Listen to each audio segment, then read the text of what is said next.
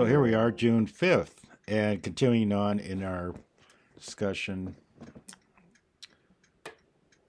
or my teachings, and that June has been declared as a Demon Awareness Month. And this has been under attack, this teaching has been under attack, of course, by flesh and all that kind of thing.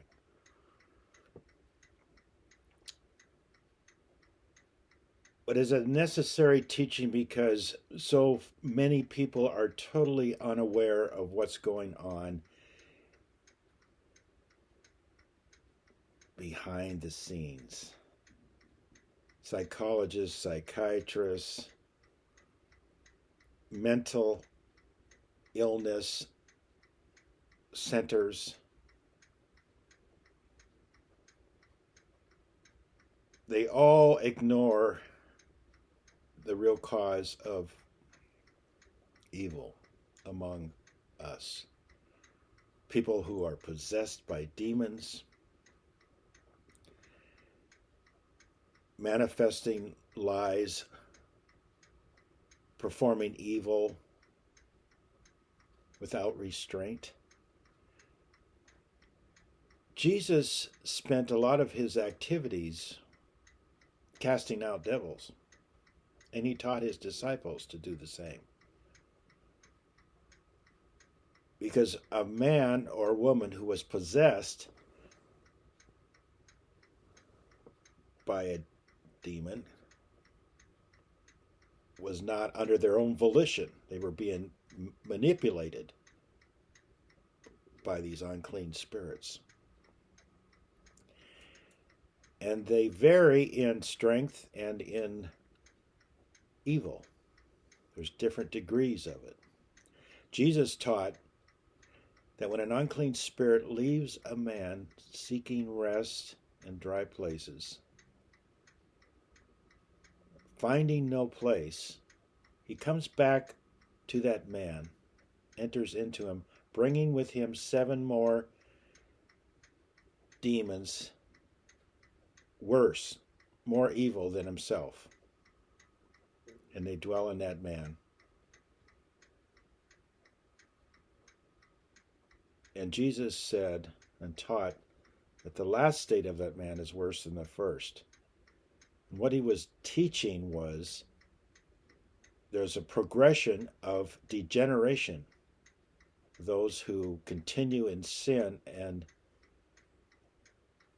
refuse to repent,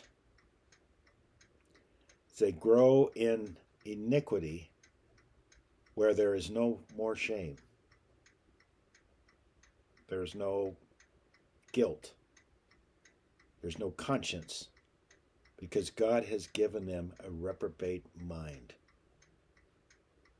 You can read about it in Romans chapter 1, where the Apostle Paul teaches this. So man becomes unnatural in his desires and his lusts. Hence we have homosexuality, transgenderism, lesbianism,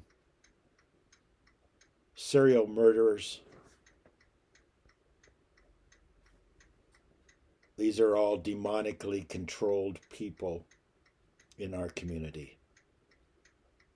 They are placed as teachers, as governors, leaders in communities. They establish areas in the cities where nakedness is lawful. You remember the account in the Gospels where Jesus and his disciples traveled to the country of the Gadarenes. And there was a man who had been unruly. They tried to keep him restrained. The people of the community tried to keep him restrained. and they couldn't even bind him with chains. He would break them. And he was in the tombstones above the city, and he dwelt there naked, cutting himself with stones and crying out. And that was the place of his dwelling. And when he looked and saw afar off this ship landing on the shore and Jesus walking, he ran and fell down at Jesus' feet and worshipped him.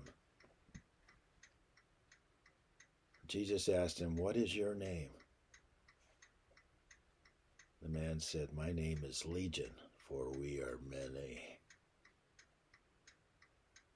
Jesus cast them out, 2,000 devils in one man. That shows it's possible, and we have that in individuals today. There are thousands of devils in one person.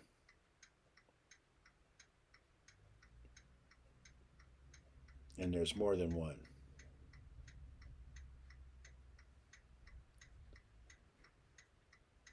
So when Jesus cast those devils out, they went into the swine by permission by Jesus.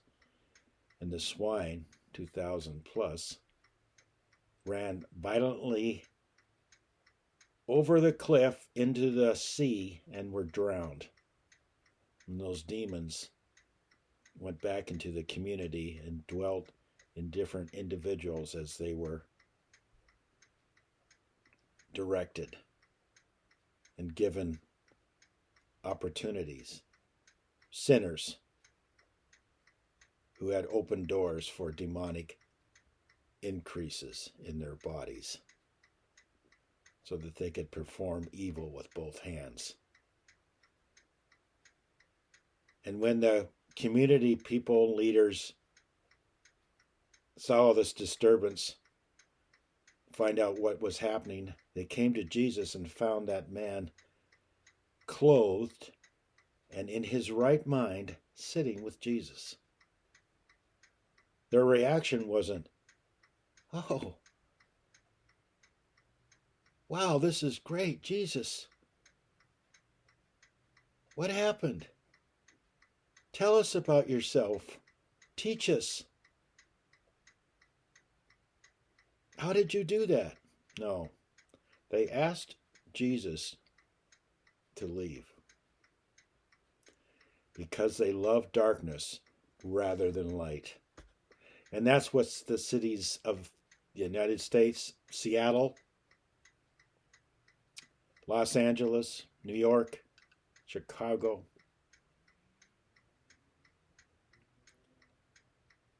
smaller cities, towns have all been invaded by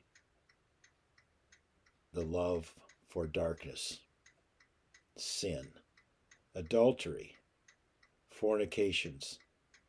All these things are the attractions of sinners as they continue in their sins, and the unclean spirits will leave temporarily and come back with 7 more evil than themselves, and the last state of that person will be worse than the first, as Jesus taught. Progressive degeneration.